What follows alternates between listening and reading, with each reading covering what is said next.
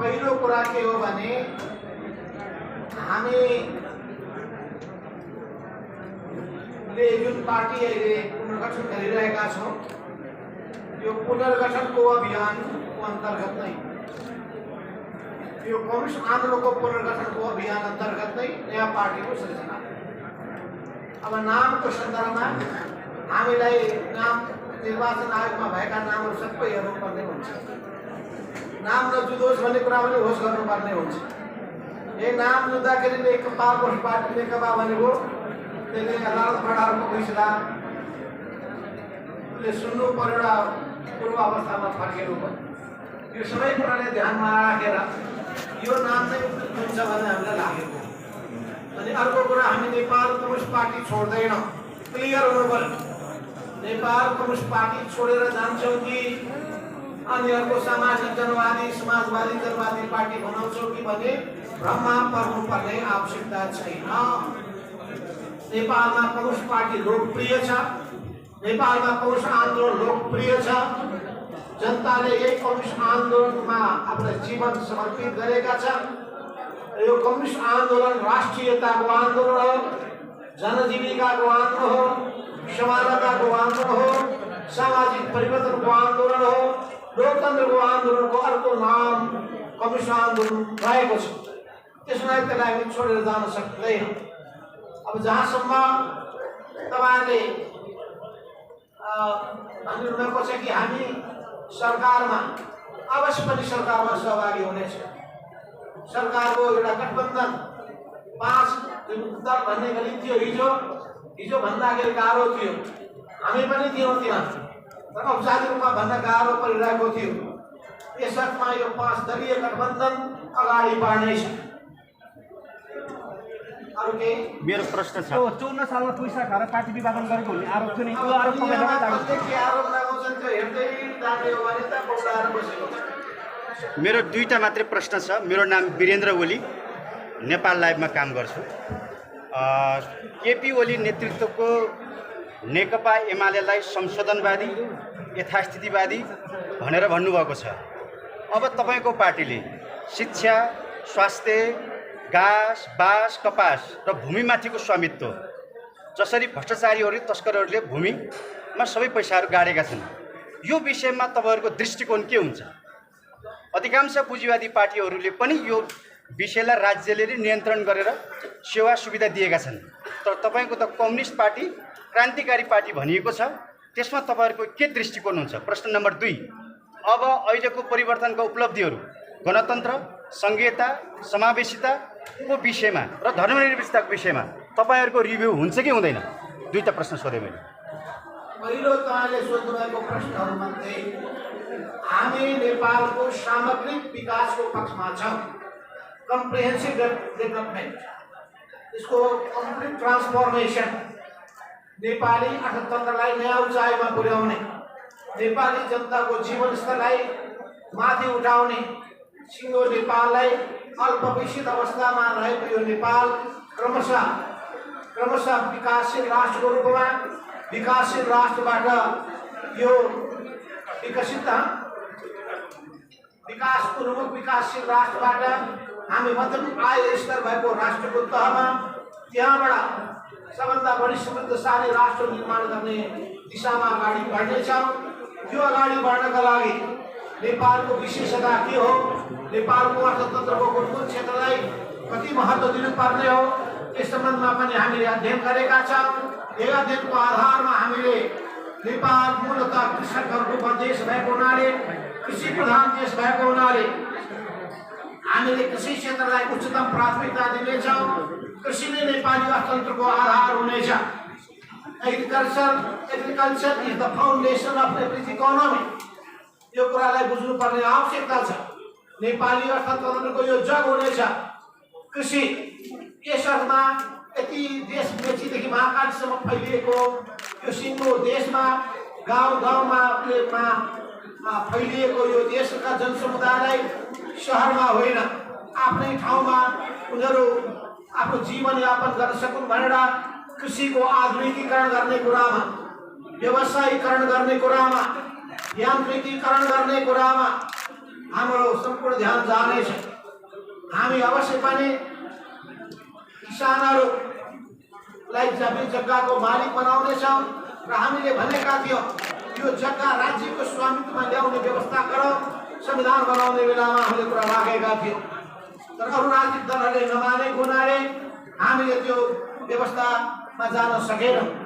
त्यो संविधानमा भएको व्यवस्थालाई हामी सम्मान कहिले पनि गर्नेछौँ, तर हामी सुकुम्बासीको समस्यालाई उत्तिकै महत्त्व दिनेछौँ। तर सुकुम्बासी सधैँभरि सृजना हुने स्थितिलाई अन्त्य पनि गर्न चाहनेछौँ। र शिक्षा स्वास्थ्यलाई हामी अर्को महत्त्व दिनेछौँ। शिक्षा स्वास्थ्य र रोजगारी यस अर्थमा हामीले घाँस बाँस कपास शिक्षा स्वास्थ्य रोजगारी र सुरक्षा यो 7वटा सेक्टरमा हामीले विशेष ध्यान केन्द्रित गर्नेछौँ। हामी औद्योगिकरणमा पनि उचित महत्त्व दिनेछौँ, तर हामी यी सबै कुराहरू गर्नका लागि यी दुईटा हामी पूर्वाधारमा विशेष जोड दिनेछौँ। एउटा भौतिक पूर्वाधारको विकासमा विशेष जोड दिनेछौँ। भौतिक पूर्वाधारमा विकास गर्दाखेरि हाम्रो मान्यताको आधारमा हामी त्यो हावादारी योजनाहरू अगाडि सार्ने छैन। अहिले यो पानी जहाज कम्पनी खोल्नुपर्ने कुनै आवश्यकता छैन। अहिले हाम्रो देशमा मेचीदेखि महाकालीसम्म रेल कुदाएर त्यो मुनामामा जाने अवस्था पनि छैन। त्यस हुनाले यसलाई ठिक्क ढङ्गले रियलिस्टिक तरिकाबाट वस्तुवादी ढङ्गले हाम्रो अर्थतन्त्रले धान्ने गरी र कस्ट बेनिफिटको एनालिसिस गरेर जनताले पाउन सक्ने लाभ अधिकतम लाभलाई ख्याल गरिकन हामी पूर्वाधारको सडकको सञ्जाललाई विशेष जोड दिनेछौँ। यसमा सडकलाई र त्यसपछि हवाई यातायातलाई विस्तार गर्दा पनि यो गाउँ गाउँमा यो एयरपोर्ट खोल्ने अनि वडामा एयरपोर्ट खोल्ने खालका यस्ता ठिक तरिकाहरूलाई पनि हामी नियन्त्रण गर्नेछौँ। तर सबै ठाउँमा यातायातको सुविधा जनताले पाउन सकुन् भन्ने कुरामा हाम्रो विशेष जोड हुनेछ। रेल एक ठाउँमा हामीले खोलेका छौँ, यसैलाई हामीले राम्ररी सञ्चालन गर्ने कुरामा विशेष जोड रहनेछ। अब जहाँसम्म भौतिक पूर्वाधारका साथसाथै हामीले जोड दिनुपर्ने अर्को पक्ष छ। यो अर्को पक्ष भनेको मान्छेको अघि मैले भनिहालेँ समग्र व्यक्तित्वको विकास गर्ने पक्ष, शिक्षाको विकास गर्ने, सिपको विकास गर्ने कुरा अत्यन्तै महत्त्वपूर्ण रहेछ। भोकेसनल र टेक्निकल ट्रेनिङ जनतालाई उपलब्ध गराउनुपर्छ, युवाहरूलाई सक्षम बनाउन सक्नुपर्छ र नेपालमा नै रोजगारी सृजना गर्नुपर्छ। विदेश जाने स्थितिलाई अन्त्य गर्नुपर्छ। विदेश गइहालेका छन् भने उनीहरूको सम्मानजनक त्यहाँ रोजगारी र आधारमा हामीले नेकपा माओवादीका अध्यक्ष प्रचण्डसँग कुरा गऱ्यौँ, पुष्पकमल दाहाल प्रचण्डजीसँग कुरा गऱ्यौँ, अनि उपेन्द्र यादवजीसँग कुरा गऱ्यौँ, जनता समाजवादी पार्टीका अध्यक्ष र नेपाली कांग्रेसका अध्यक्ष सभापति शेरबहादुर देउवाजीसँग कुरा गऱ्यौँ। अनि सबैले जिम्मेवारी दिनुभएको थियो हामीलाई शेरबहादुरजीलाई पनि साथमा लिएर जाउँ, उहाँहरूको पनि साथमा हामी सहकार्य गरौँ, एउटा नयाँ मोर्चा बनाऊ, केपी ओलीलाई अल्पमतमा पुर्याऊ, यो सरकारलाई खेलेर फालौँ र यो फाल्ने काममा अगाडि बढ्नुहोस् भनेर सबैले मलाई नै जिम्मेवारी सुम्पिनु भएको थियो र मेरा सहयोद्धाहरूले मलाई पुरै साथ दिनुभएको थियो। आज सहयोद्धामध्ये कतिपय अहिले मेरो साथमा हुनुहुन्छ। यस्तो हुने गर्दछ 25 सालका सहयोद्धाहरू कतिपय साथमा छैन, माले कालका सहयोद्धाहरू कतिपय छैन, एमाले कालका सहयोद्धाहरू केही छैन, तर हाम्रो यात्रा निरन्तर रूपमा जारिरहेको छ। फेरि ती सहयोद्धाहरू यो यात्रामा समावेश हुन सक्नुहुन्छ। ती सहयोद्धाहरूको बारेमा मैले गुनासो गर्नुपर्ने केही पनि छैन, किन क्रान्तिकारी धारमा अगाडि बढ्नेले सबै चुनौतीको सामना गर्ने आँट गर्नुपर्छ। समयको माग के हो त्यो कुरा बुझ्न सक्नुपर्छ, जनताको चाहना के हो त्यो थाहा पाउनु सक्नुपर्छ, कार्यकर्ताको भावना के हो त्यो बुझ्न सक्नुपर्दछ र कार्यकर्ता र जनताको राष्ट्रको माग बमोजिम चाहना बमोजिम अगाडि बढ्ने विद्रोही चेत र आँट राख्न सक्नुपर्छ। त्यही विद्रोही चेत र आँटका साथ हामी अगाडि बढेका छौँ र हामी पुरानो लिगमा जाँदैनौँ, पुरानो बाटो पछ्याउँदैनौँ। जुन हिसाबको संस्कार, जुन किसिमको परिपाटी केपी ओलीले स्थापित गर्न खोज्नु भएको छ, योभन्दा नितान्त भिन्न हुनेछ। यो क्रान्तिकारी संस्कारयुक्त पार्टी हुनेछ। यो मार्क्सवाद लेनिनवाद प्रति समर्पित हुनेछ। जनताको बहुदलीय जनवादको मूल्य र मान्यतालाई आत्मसात गरेर अगाडि बढ्नेछ। समाजवादको नेपाली मोडेल कस्तो हुनेछ भन्ने त्यो सोच अगाडि सार्नेछ र समाजवादको यात्रामा दृढताका साथ निरन्तर रूपमा अगाडि बढिरहनेछ। यो पार्टी राष्ट्रप्रति समर्पित हुनेछ, जनताप्रति समर्पित हुनेछ र आफ्नो सिद्धान्तप्रति निष्ठावान भएर लागिरहनेछ। यो निजी हितको निम्ति, स्वार्थको निम्ति लाग्ने व्यक्तिहरूको जमात हुने छैन। यो असंस्कारीहरू, कुसंस्कारीहरूको झुन्ड हुने छैन। यो एउटा नेताको प्रशंसामा जमा भएको भजन मण्डली पनि हुने छैन।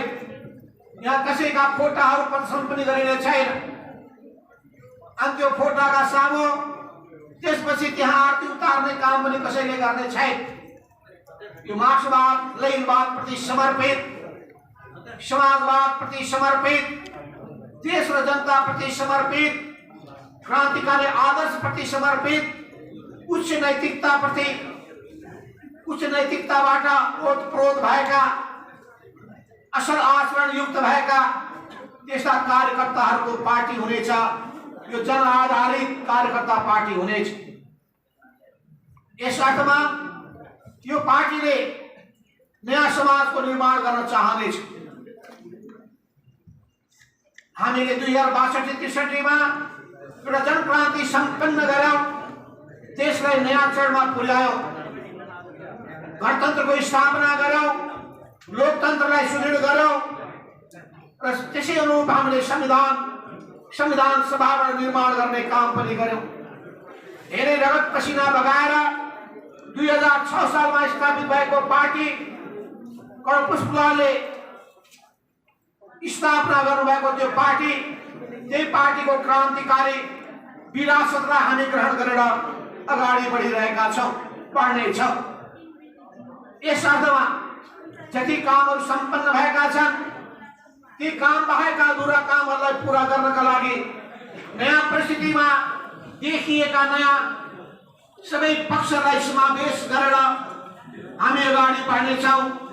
किनभने व्यवहारबाट नै सिद्धान्तको सृजना हुने गर्दछ। व्यवहार परिवर्तन भएको छ, व्यवहार अनुसार सिद्धान्तमा पनि परिमार्जन हुँदै जानेछ। त्यसो हुनाले हामी मार्क्सवाद लेनिनवादको सृजनात्मक प्रयोग गर्छौं र सृजनात्मक विकास पनि गर्ने गर्दछौं। मार्क्सवादलाई जड सूत्रवादको रूपमा पनि लिँदैनौं र दक्षिणपन्थी कोण र व्याख्या पनि गर्दैनौं। हामी दुवै खालका अतिवादबाट जोगिनेछौं। दक्षिणपन्थी अवसरवाद र उग्रवादपन्थी भड्काउवाद, यो दुईटैबाट जोगिएर हामी सृजनात्मक ढंगले सोच्नेछौं। नेपाली परिस्थिति अनुसारको समाजवाद कस्तो हुनेछ, त्यो समाजवादको यात्रामा अगाडि बढ्नेछ। नेपालको समग्र विकासको हामी नयाँ सोच अगाडि सार्नेछौं। नेपाली जनताका समस्याहरू के हुन्, त्यसमा हाम्रो ध्यान केन्द्रित हुनेछ। जनताका पीडा र वेदनालाई सम्बोधन गर्ने हाम्रा सम्पूर्ण क्रियाकलापहरू केन्द्रित हुनेछन्। जनतासँग हामी एकाकार हुनेछौँ। जनताका समस्यालाई आफ्नो समस्या ठान्नेछौँ। हामी त्यही सोचका आधारमा पार्टी र पार्टीले सञ्चालन गर्ने गतिविधिलाई अगाडि बढाउनेछौँ र जनताको आन्दोलनलाई, लोकप्रिय आन्दोलनलाई अगुवाई गर्ने काम पनि गर्नेछौँ। हामी जनताले चुनेर पठाइसकेपछि त्यो राज्यका ती निकायको माध्यमबाट हामी जनताको हित र कल्याणका लागि समग्र देशको अर्थतन्त्रमा आमूल परिवर्तन गर्ने ढंगले जानेछौँ। यसमा आर्थिक, सामाजिक, सांस्कृतिक रूपान्तरण गर्ने हाम्रो सोच हुनेछ। यही सोचका आधारमा हामी अगाडि बढिरहनेछौँ। आजसम्म राज्य सत्तामा पुगिसकेपछि त्यसको दुरुपयोग गर्ने प्रवृत्ति आम रूपमा देखा पर्ने गरेको छ। त्यो प्रवृत्तिबाट हामी जोगिनेछौँ। सत्ताको दुरुपयोग गर्ने र निजी हितका लागि त्यसलाई प्रयोग गर्ने प्रवृत्तिलाई हामी असफल पार्नेछौँ। त्यसबाट हामी जोगिनेछौँ। यसमा कोही पनि कार्यकर्ताहरू नफसुन् भनेर हामी विशेष ध्यान दिनेछौँ। वही सबै विचार र मान्यताका साथ अगाडि बढ्ने, नयाँ नेपालको निर्माण गर्ने सोच र सङ्कल्पका साथ हामी आफै पनि रूपान्तरित हुनेछौँ। जनतालाई पनि त्यही हिसाबले नयाँ संस्कारयुक्त ढङ्गले यो देशको मालिकको रूपमा भूमिका निर्वाह गर्न सक्षम बनाउनेछौँ। युवा शक्तिलाई विशेष ध्यान दिनेछौँ। युवाहरू ऊर्जावान शक्तिहरू बिहानीका सूर्य जस्ता हुन्। उनीहरूको भूमिका महत्त्वपूर्ण छ। यस अर्थमा हामी सम्पूर्ण युवा शक्तिहरूलाई पनि अगाडि बढ्नका लागि प्रेरित गर्नेछौँ। योग्य सक्षम बनाउन हाम्रो विशेष ध्यान केन्द्रित हुनेछ। पुराना पुस्ताका अनुभवहरू, नयाँ पुस्ताका ज्ञान र उनीहरूका स्फूर्तिहरू, खुबी र क्षमताहरूको संयोजन गर्नेछौँ। हामी हाम्रो नेपाल राष्ट्रको संवेदनशीलतालाई बुझ्दछौँ। सबै छिमेकीहरूसँग हाम्रो सम्बन्ध अत्यन्तै सन्तुलित, मर्यादित रूपमा हामी सञ्चालन गर्नेछौँ। पञ्चशीलका 5 सिद्धान्तलाई, संयुक्त राष्ट्र सङ्घका बडापत्रलाई हामी आत्मसात गर्दै अगाडि बढ्नेछौँ। हाम्रा कोही शत्रु हुने छैनन्, सबै हाम्रा मित्र हुनेछन्। यस अर्थमा हामी सबै छिमेकीहरू अन्तर्राष्ट्रिय समुदायसँग मित्रवत सम्बन्ध राख्नेछौँ। हामी चाहनेछौँ हाम्रो भावनामाथि कसैले प्रहार गर्ने काम नगरून्। हाम्रो आन्तरिक मामिलामा कसैले हस्तक्षेप गर्ने काम नगरून् र हाम्रो देशको प्रत्येक नीतिहरू स्वतन्त्रताका साथ सञ्चालन गर्ने काम गर्न सकौँ। अरू छिमेकीहरूको संवेदनशीलतालाई पनि हामी बुझ्नेछौँ, तर हाम्रो संवेदनशीलतालाई पनि सबैले बुझिदिउन् भन्ने कुरामा हाम्रो विशेष ध्यान रहनेछ। यस अर्थमा हामी आफ्नो भाग्य, हामी आफ्नो भविष्य आफै बनाउन सक्षम छौँ। यस अर्थमा सबैले नेपाली जनताको यो भावनालाई, देशभक्तिको भावनालाई सम्मान गरून्। नेपालीहरूको गौरवशाली इतिहासको कदर गरून् र हामी सबै स्वाभिमानी नेपाली भएको नाताले नेपाललाई सुन्दर बनाउन सकौँ, शान्त बनाउन सकौँ र स्थायित्व दिन सकौँ, समृद्धशाली बनाउन सकौँ, विकासको नयाँ चरणमा पुर्याउन सकौँ। जसले गर्दाखेरि सुखी नेपाली, समृद्ध नेपालको हाम्रो जुन सपना छ, नौ महाधिवेशनले अगाडि सारेको त्यो जुन हाम्रो परिकल्पना छ, त्यो परिकल्पनालाई साकार पार्ने हिसाबले अहिलेसम्म हामी पार्टीको 9 महाधिवेशनको राजनीतिक दिशालाई आत्मसात गर्दै त्यसलाई अहिले परिवर्तित परिस्थिति अनुसार फेरि परिमार्जन गर्दै हामी अगाडि बढ्नेछौँ। र यसै सन्दर्भमा हामी पार्टीको एउटा विशाल कार्यकर्ताहरूको भेला गर्नेछौँ, जसलाई राष्ट्रिय सम्मेलनको रूपमा हामी अगाडि सार्नेछौँ। त्यो राष्ट्रिय सम्मेलनमा हामी आफ्ना विचार र मान्यताहरू प्रतिवेदनको रूपमा अगाडि सार्नेछौँ। अनि त्यहाँबाट हामी नयाँ नेतृत्वको निर्वाचन गर्नेछौँ। अहिले जुन निर्वाचन आयोगमा हामीले केन्द्रीय कमिटीको सदस्यको नामावली दिएका छौँ, यो बीचको अवधिको नामावली मात्रै हुनेछ। उहाँहरूले पनि सक्रियताका साथ आफ्नो आफ्नो जिम्मेवारी पुरा गर्नुहुनेछ र अरू सबै वामपन्थी शक्तिहरूसँग हामी सहकार्य गर्न र वामपन्थी लोकतान्त्रिक शक्तिहरूसँग हामी सहकार्य गर्नेछौँ। अहिलेको